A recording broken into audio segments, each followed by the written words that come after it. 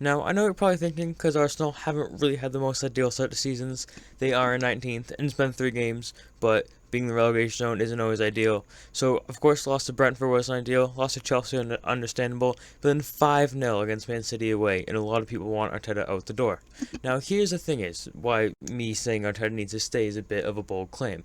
So, just think about Arsenal, their state right now. The truth is, they have not recovered from Wenger leaving. They needed him out, a lot of fans wanted him out, but the reason is, when you're at a club for as long as he was at Arsenal, your style of play just doesn't translate throughout those years, which it didn't. So inevitably, although he did bring a lot of service to the club, inevitably he did need to leave, which he did. And Arsenal haven't recovered from that. Okay, now we clear that up. So the thing is, they hired Emery, right, and that didn't really work, so they sacked him after 2 years.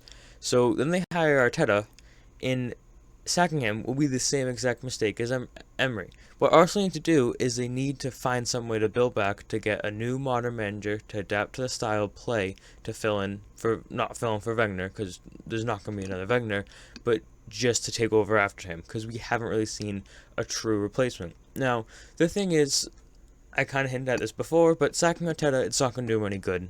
It's would be just like they did with Emery. If they sack Arteta, he's just going to go off to Spain and then knock one of the Europa League a year later, if they even make it to Europe. But the thing about Arteta is he doesn't have a ton of resources to work with. We know the Cronkies are not the greatest board. Any Arsenal fans will back me up on this. I'm not an Arsenal fan myself. It's just the Cronkies are not a good organization. And he doesn't have a ton to work with. But one thing we have saw, and one thing Arsenal do have naturally, is youth. And of course, we have the big names like Saka and Smith Rowe, who have been brilliant and have been lighting it up this season. They've brought in bigger names like Ben White. They had to pay a bit for him, but he is good youth. And then there's just a list of prospects that goes even more further. Arsenal have prospects, Arsenal have youth.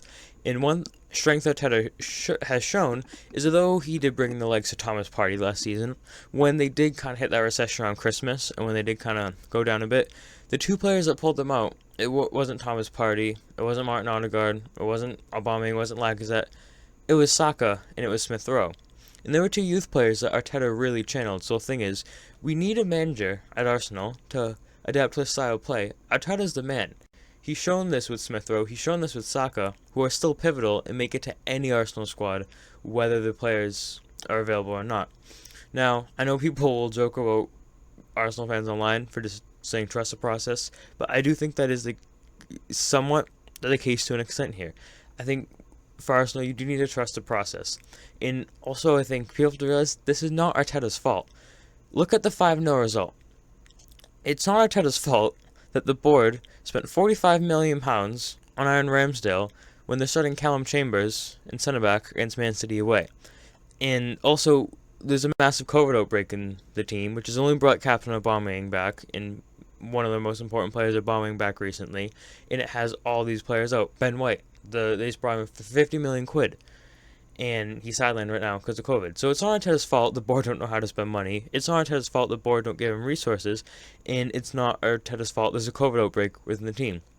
And sacking Arteta, especially this early in the season after 3 games, there's been reports that he's been sacked, and some of you might not want to believe that. Last time I saw something like this, it was a little guy called Kike Setien after he lost 8-2 to Bayern at Barca, and we all know what happened to him.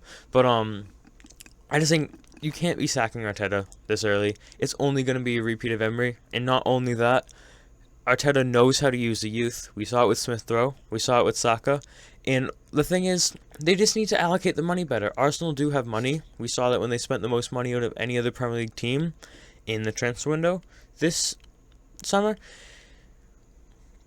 They just need to, I think, learn how to use the money. I know a lot of you will think that's Arteta's fault, but believe it or not, this isn't career mode.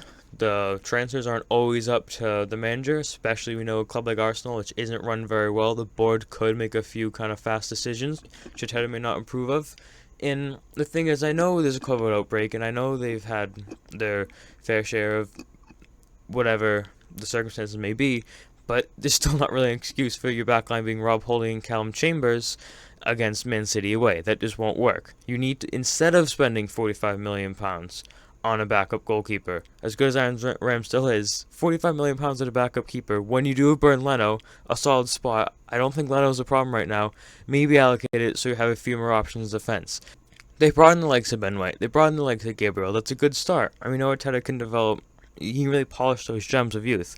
I do keep referencing Saka and Smith Rowe, but those are examples. But just maybe put that £45 million, get a defender or two, get another fullback so you don't have to rely on Bellerin because Tierney's been so strong. You do have Xhaka, Smith Rowe, you have Partey. You keep rotating them. Bet one solid midfielder. Odegaard is a good step. We have that attacking option. We have Smith Rowe behind him. We have Saka. They can create a lot of chances. Get one more player to create that. Aubameyang and Lacazette. They have not really been. You can't really rely on them. They haven't been consistent enough. Get a star striker. Bring a star striker to the Emirates. The thing is, I think the main message of this video is people to realize the situation at Arsenal. It's not Arteta's fault. I mean, partially COVID. Every club suffers with COVID, one way or another. Not really Arteta's fault. There was a COVID outbreak, unless he hosted a rave in the dressing room, which I don't think he did. I think that probably would have made the English papers. Even if it didn't happen, probably still would have made the English papers. And it's not really his fault. The board don't know how to spend money. So that is why I, someone who isn't actually an Arsenal fan, am very much Arteta in.